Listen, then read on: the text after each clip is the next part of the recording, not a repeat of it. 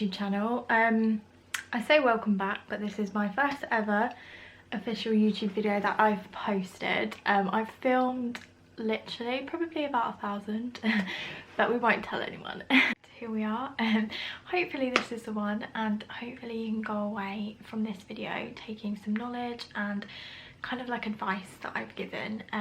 So this video, I really wanted to do a video about small businesses and how I started my small business up, and kind of give you some advice, because I get quite a lot of questions on our Instagram kind of about like our backstory, how we started up, how I've grown my small business, and sort of questions like that. So this video, I really want to put all of that information in one place and you can all watch it and hopefully, fingers crossed, take something away from it. So I'll just give you some background about my small business. I started up a candle brand back in October 2019. We had no Instagram followers, no Facebook followers. We literally just started up completely from scratch. And it was kind of like trial and error. I've tried a couple of things before in the past. I've tried skincare, I've tried graphic design, I've tried a few things, and I think it does take time to find something that's perfect for you, and I just think trial and error is the best way to go about it, to find what works for you. But like I say, we started doing candles, and honestly ever since I've never looked back. So yeah, that's how I kind of started our brand. It's just trial and error, trying things that you want to kind of like make or do. I'm really into like home interior and home items and stuff like that, so that's where candles kind of came in for me, and I thought, why can't I try them myself, try and hand make them. I done loads of research, I went away, I made a couple of candles myself. Some were awful, some were brilliant. Like I say, it just takes that practice and just experience. That is the best thing to do. So yeah, I just tried it out. I thought, do you know what, I really enjoyed this, and I tested them myself. Candles do take a long time to test and perfect, so it took me ages to get everything ready and tested, and once I felt I was finally happy with it, I decided to kind of put up on my Facebook page, my normal Facebook page, to family and friends, that I would be making candles, and I just put up pictures, and to be honest, I wasn't really sure what the reaction was going to be, but once I had a few people saying they really loved them and they wanted to try them, I knew it was kind of like a business idea for me to go into. So from that point on, I set up the Facebook page, I set up the Instagram, and I kind of just done it by like message me to order, that sort of way. I think that's the best way, because when you're starting something and you don't know if it's going to work, I don't kind of personally agree with going straight in with a website and everything like that. You want to see if it works first before putting any sort of investment in it. I think that is the best way.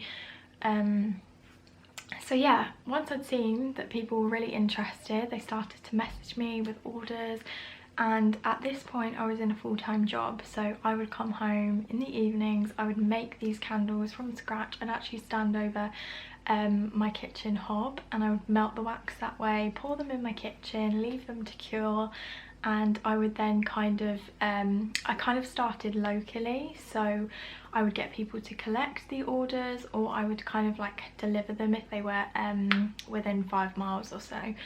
So yeah, I just kind of went above and beyond for people at that point, and just started to make, see what the feedback was from people that had ordered them, kind of like follow up after their purchases to see how they got on with the items, and I just had really good feedback, and it was just something that I loved doing. I would come home from work and I would be so excited to get making and answer any questions. So I just knew from that point on it was something that I wanted to take further. So that's when I set up the website, and I honestly had no experience of setting up a website at all. It was my first time. I didn't really know what to put on there, but the websites nowadays are so easy to navigate. You just got to go on there, give it a go, and just put in the general information and things like that, take some pictures, and just set yourself up a logo. The thing that I done was I just went on a free software. I really recommend it for logos or any sort of like graphic design. I use it's called Canva. It's a free software, like I say. You can download your images in PNG or PDF, whatever your website accepts. So I set it up from there, and ever since I set up the website, that was a complete game changer for me. I think it puts people off messaging to order. I think it seems a lot more effort for them, and I don't know, I feel like people just don't sort of trust it if they have to message. If there's a website there, they can click on it, they can browse, they don't need to come to you with any questions, it's all on there. So yeah, ever since I put up the website, it's been a complete game changer, and the response that we received back from it was amazing. And from there I just carried on with my normal candles. On the at the end of the day from my full-time job, I would come home, just action those, and just complete them, and just from there it literally blew up. I carried on putting on the updates on the website, on our social media, and from March 2020 I actually started doing the candles full-time. So long story short, obviously everybody knows about COVID, that actually affected my job and I lost my job. So it was kind of like, do I find another job, or do I try and push the candles full time? And at that time, because it was COVID, the beginning of COVID, there was really no jobs around, and I have my own apartment, so I was kind of like panicking, how am I going to pay the bills? And I just didn't want to go downhill. I wanted to I think in my head I knew I wanted to do the candles full time, but I was worried because it's obviously a risk, and you need to make sure you're financially making the same money as you would be making with a full-time job, and something that pays the bills, definitely. So I took the leap, I went for it full-time. I think that's the best thing that I've ever done. I think sometimes you need to have that faith in yourself and just go for it. So once I decided to go for it, I knew, like, deep down I had to make this work, because I had, like I say, bills to pay. There wasn't really any jobs around unless it was like supermarket or something temporary, which temporary wasn't really good enough for me because, like I say, I had to pay the bills. So yeah, I went into it full time and I have never looked back, honestly. So that was full time. I went in March 2020, and then from April my partner started doing it full time with me. So there was two of us and we were both doing it full time. And then from September 2020 we actually got our first ever workshop, which is insane. It was like a workshop at the back, so where we'd make the candles, and then it was the front part is like the shop, so we could open it, and it was on like the high street in Kempston. So again, complete game changer for us, and it allowed us to grow even more locally with customers, so they would know a little bit more about us from just driving past or walking past. So again, that was a complete game changer for us. If you wanted to see like the videos that we filmed and kind of watch our Instagram highlights on the journey that we've done, this is just kind of like a brief overview about it, but I've got some really detailed videos and like talking videos on there that will show you exactly what our journey's been like. But it honestly, like, when I speak about it, it literally makes me just so shocked and just almost like so proud that we've managed to do it and make it work. So yeah, it's just been an absolute dream come true. And yeah, I'm hoping, this was obviously my experience, but I'm hoping by the questions that you've asked I'm able to answer them and give you some advice on those of you who are wanting to set up a small business but don't really know where to start. I feel like this is the best time to start a small business, COVID is obviously still ongoing, and it doesn't look like it will be going anytime soon, so people are losing their jobs. People are actually supporting small businesses and local businesses way more than they ever did before, because I think they're a lot more conscious about that now. So I feel like this is the best time to start a small business.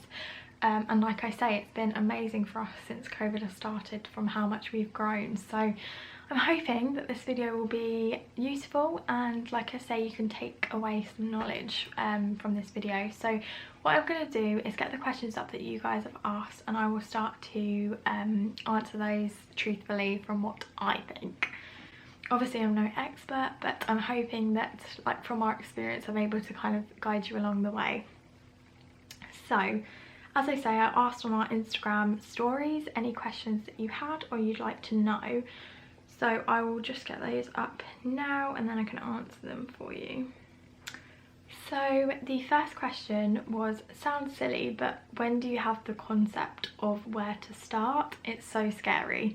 So yeah, I completely agree with you, it is scary. But I feel like, as I've just said in this intro, the best thing to do is trial and error. Honestly, it is.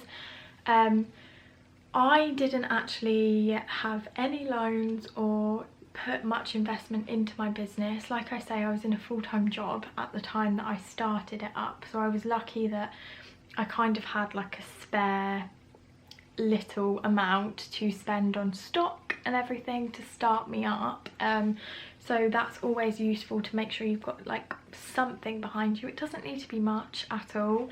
The best thing that I found is when I started up my business, I just got a low amount of stock. So I literally got enough stock to make about 5 to 10 candles, because at that point I didn't even know if I was going to sell that. So you don't want to go all hands on deck and buy a load of stock, waste a lot of money and be stuck with that if it doesn't work out in the long run.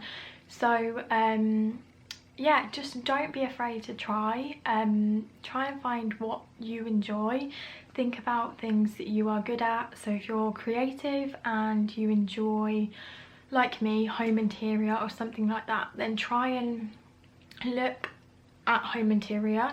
Look at what you enjoy, what you find that you would love but you can't necessarily find on the market, and try and think of something yourself. But like I say, trial and error is the best way. I started out making skincare. I tried that, it didn't work. I tried graphic design, but again, that didn't work.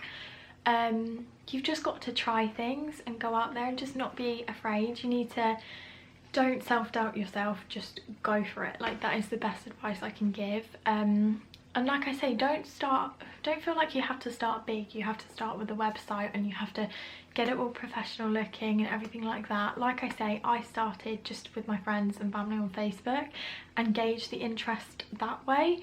And your friends and family, they're always going to be honest with you. So if they think, look, I'm not really sure about this, then you can take that feedback and work on it and see what's best for you and what will work. So honestly, the best advice, like I say, I can give is just try things and see what works for you. Take it easy, don't rush into it. Just try things from home with small amount of stock. Like, don't feel like you need to go out and buy hundreds if you know it's not going to work. Like I say, you'll just be at a loss and it won't be good for you. So just start small and start with just thinking about what you enjoy, what your hobbies are, and go from there, really. So the next question that I've got is so finding the best suppliers. This person's put, is Google best for this or something else? So personally, when I started candles, I obviously knew that I loved them and I had an idea of what I wanted to do, but again, like, I didn't know the suppliers. I actually went through Amazon to start with. I find Amazon so useful and you can get literally everything on there. So what I done was, when I was testing my first candle and kind of like testing out what I wanted to make, I went onto Amazon, went onto Prime, and I ordered myself some fragrance oils, just some glasses on there to try out, and some wicks. You can honestly, you can get everything on Amazon. So just kind of go on there to start with for your testing phase of anything you're doing, whether you make like soaps or something, anything. Go on there to start with and get yourself some cheap materials. Like I say, don't go out and splash loads. You don't want to if you don't know what it's going to turn out like, or if you even enjoy it. So go on there, buy yourself just something to make one thing, test it out, see if you like it, see if it comes out good, and just, like I say, take it easy, like just see how it goes from there. I wouldn't say obviously stick with Amazon as your supplier, because that's never going to work. This was just for testing materials, just to try one thing out, and at least you can get them quick. You can try it out like next day and just see if it is something that you could maybe take somewhere. So yeah, I'd say Amazon just for the testing, I guess. To try out products and see what you like. You can get so many kits on there as well, like DIY kits that you can make something, and just, yeah, do it like that to start with. But for suppliers, I guess it really depends on what you want to do. I definitely do agree Google is probably the best way. If you search for kind of like what you're looking for, whether you're planning to open a shop, and you have an idea of what items you want to sell, I definitely say go on Google and search for wholesalers that sell the things that you're wanting, and just kind of like speak with them, try and build that relationship with them, give them a call and say this is what I'm looking for. A lot of them are so helpful, and you can build that relationship with them, and then if you're ever needing anything, you know, you can go to them and speak to them and see, can you get me this in, or do you have anything like this? I definitely think, again, with suppliers, it's a lot of trial and error. I've tried some suppliers in the past and they've been good at the time, and then you kind of see their flaws come out and it becomes a little bit unreliable. But these things happen. It's just a case of, okay, they weren't right for me, let me see what other options I've got, and just go from there. But yeah, I definitely suggest getting in touch with the suppliers before you go and purchase, see what advice they can give you and if they can definitely help with what you're looking for, and just sort of building that relationship. I think that's the best thing that you could do personally to start off with, and yeah, that would be definitely my advice. So the next one says, is it best to pay for advertising and features, or can you grow quickly without this? So personally, the only thing that I've paid for advertisement for is we featured in Vogue magazine, and we did have to pay for this to feature in there. But a big magazine like Vogue, I don't necessarily think it gained us so much engagement or customers. I think it was more of just like kind of like a luxurious thing, like you can promote that you've been in Vogue magazine and you've advertised here and there. So I do agree that magazines and kind of like blogs and things like that are a good way to advertise, but it costs money and some of them aren't necessarily cheap. So I don't think, as a startup business, you should really invest your money into that at the start. I think as you start to sell your products, you can always save some money and put it aside for things like that in the long run, but I don't necessarily think that you need it straight away. I find Instagram and Facebook are the best ways to get out there, and they are free. You don't need to pay for them. You just need to, the best things I would say is hashtags on all of your posts. You actually get quite a lot of recognition from those. If you make sure you do the right hashtags, then you will be found on people's feeds and things like that. So that is the best thing to do. I would actually also suggest joining in some follow loops. I've seen quite a lot of those about, and the best thing you can do is join in those, and they will help you get sort of like notified, and they will help you get noticed so that you get some followers. And although it's a loop, you may gain some customers from that. So the more you get out there, the more you're gonna see, like people are going to see your business and maybe purchase from it. So I'd say that's the best thing. The best thing is just people really love, it sounds funny, but people really love an aesthetically pleasing Instagram and Facebook. So as long as you're making your pictures and your logo and your whole brand and the kind of like the motive behind it, if you're making it aesthetically pleasing almost, people really enjoy that, which sounds really strange, but I think it's a new thing nowadays. So yeah, I don't necessarily think that you need to start off by paying for advertisement, not at all. I think there was a few times where I'd done a few of the Facebook advertisements, and you can actually set your budget on those, so I do find those quite useful. If you only want to spend £5, then you can put that onto Facebook and it will reach the amount of people that £5 covers on their sort of like advertisements. So you could do it that way if you find that you need to be like noticed a little bit more. But another great thing would be to reach out to influencers or home accounts, or not necessarily people that have a load of followings. It could be somebody who's only got 1,000 or 500, and as long as they've got the engagement there and people are interested in what they're saying, then people will see your products.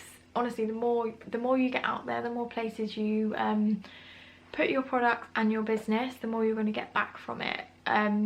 So yeah, definitely reach out to a load of accounts and just say, I've started up a small business, I'd like to send you some free products, and like that. I think that really does help for small businesses, so I definitely say start like that, and see where that goes.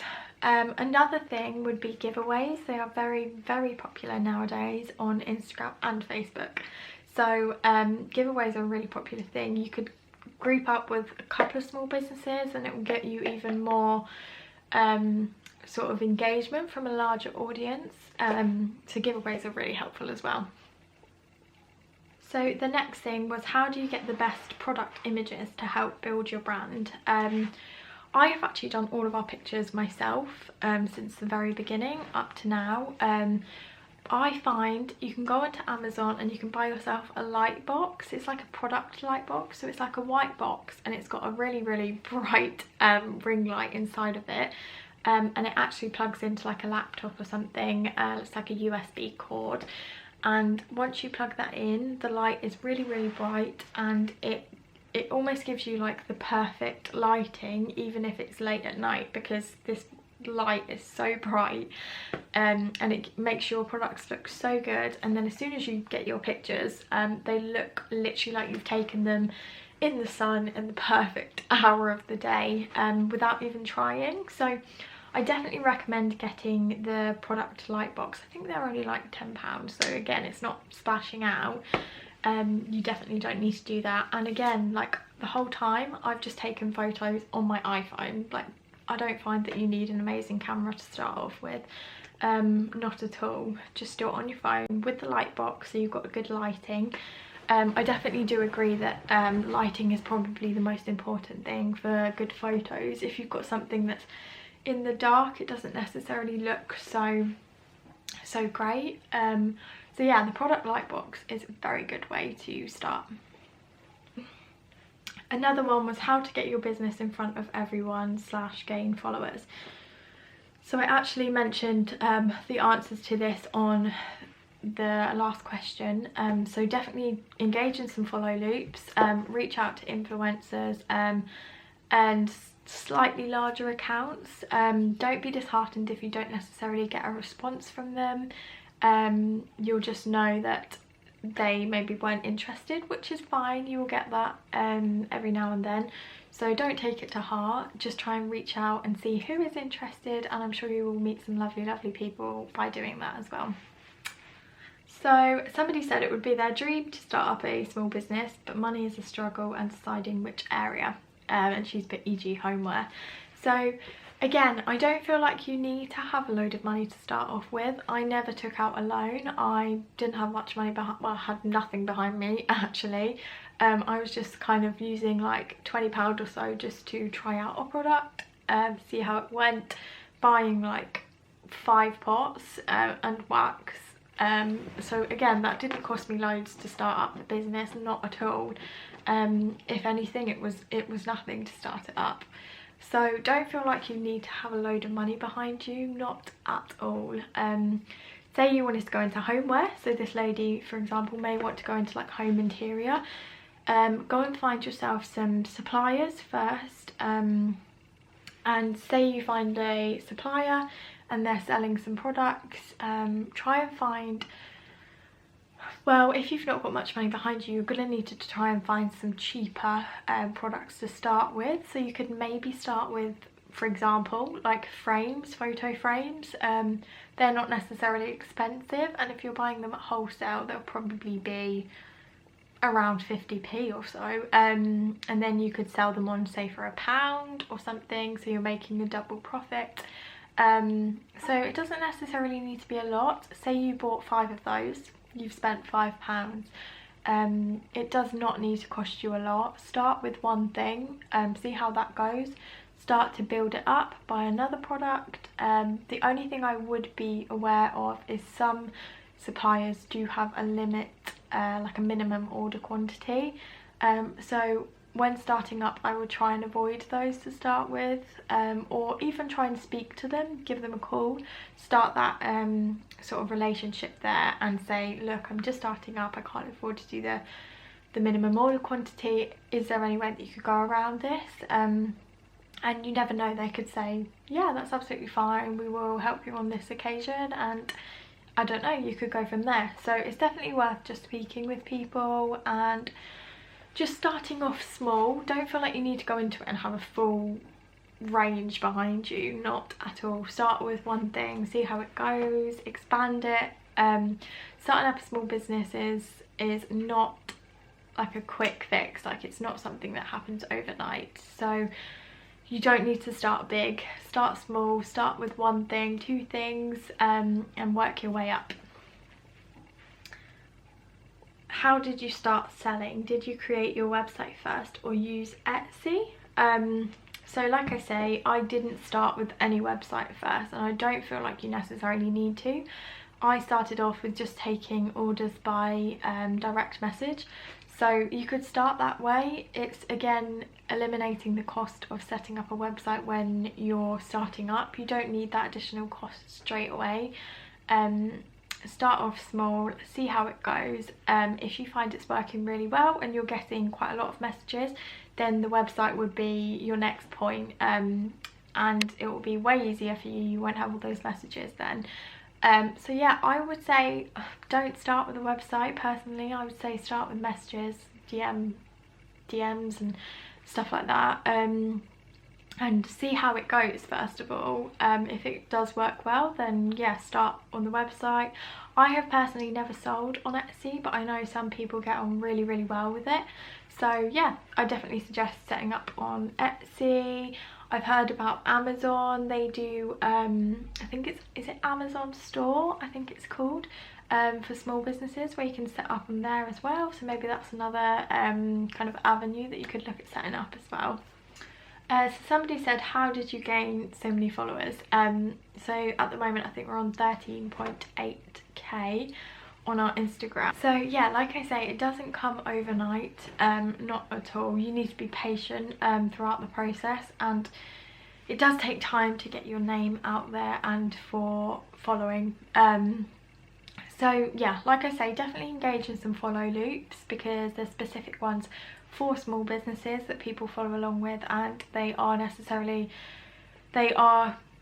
interested in small businesses and purchasing and actually being a customer. So that's what you want. You don't just want people that are just following so they can also get a follow, and then they could unfollow, and it's just not going to work. So try and find small business ones where you can actually get something out of it.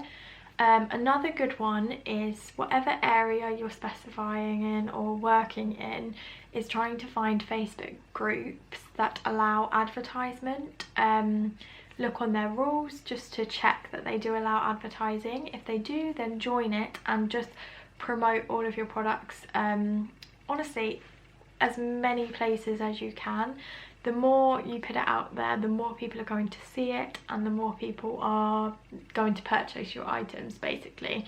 So definitely Facebook groups, definitely follow Loops on Instagram, and definitely one of the biggest things that helped us is reaching out to influencers and them sharing your posts and sharing your products. It definitely gets you a lot of following that way as well, so I would definitely suggest doing all three of those from the very beginning. So somebody said, how do you start off? Do you have an accountant or to do your accounts, or do you use an app? So to start off with, I actually done all of the accounts myself. So my dad actually really helped me with this part because I am absolutely useless with numbers and stuff like that, so I hate that. But my dad helped me by setting up like an Excel spreadsheet and just putting your outgoings and your income and just literally jot down month by month what's gone out, what's come in, and then you can work out what profit you've made from it. And that's definitely how I started off first. Now it's got to the point where I do need an accountant, and they aren't necessarily expensive, so if you find that you can't really cope with doing that on top of other things that you're doing, then I would definitely suggest getting an accountant. It takes so much stress off your shoulders about any of that sort of thing, and they are dealing with it. If they need anything, then they come to you, but it's mainly in their hands, which is just a lifesaver really. I hate doing that sort of stuff, so since we've had an accountant, it's been so much easier, and if he needs anything, he'll come to me. So yeah, definitely invest in an accountant. It's really worth it in the end. So somebody's put tips on being organised with receipts for tax. So I'm not very good at this, I will be honest, but from my experience, I've actually found some quite useful organisation tips for this sort of thing. So basically, I would actually have like a folder and have like an envelope type thing.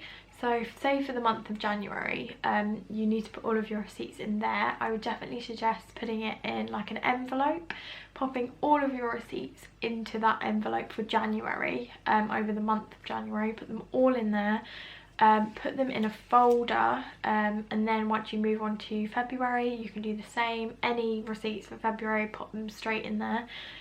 Same for March, throughout the whole year, so it's organised in monthly receipts. I definitely think that's very useful, and then when your accountant needs them, you've got them organised month by month what you've spent, and it's easy for him to look at it that way. Hopefully that's a useful little tip. So yeah, they are the questions that I've got for now. Hopefully they've been useful, and hopefully they've helped a little bit. Obviously when you're starting up your own small business, it can be a little bit daunting and there's a lot to think about, but try not to think of it in that way. Try to think of it kind of like what you'd like to do first. Start off one by one, don't rush into things, and just start small is the best way. And don't feel like you, just to start up a small business, don't feel like you have to have a load of money behind you. You don't necessarily, not at all. From my experience, I didn't start with anything behind me, and it's worked out for the best. It will all come to you when it's meant to come to you, and just make sure you stay positive, and just take it day by day really. But yeah, they are definitely my tips for just starting up your small business. So hopefully you found them useful, and hopefully you can take away some knowledge today from this video. If you're here and got to the end of the video, thank you so much. I hope it's been useful for you, and I just want to say good luck on your small business venture. Hopefully this has been useful. Like I say, if you have any more questions or anything that I've not answered that you'd like to know, please comment them below, and I will try and maybe do a part 2 of this video. But yeah, thank you for joining in on my YouTube, and I will speak to you all soon.